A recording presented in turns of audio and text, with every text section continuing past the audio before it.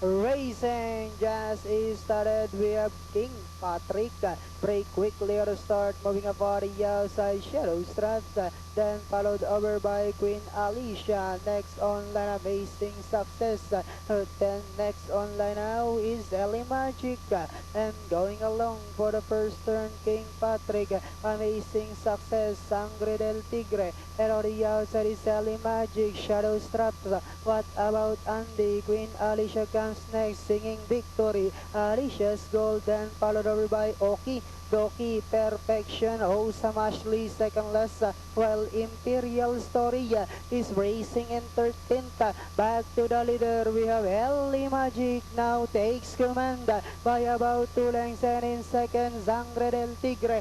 Moving up now on the outside now is Shadow Straps. King Patrick is down on the inside, Amazing Success. What about Andy comes next, Queen Alicia, and Diana went there in the home stretch.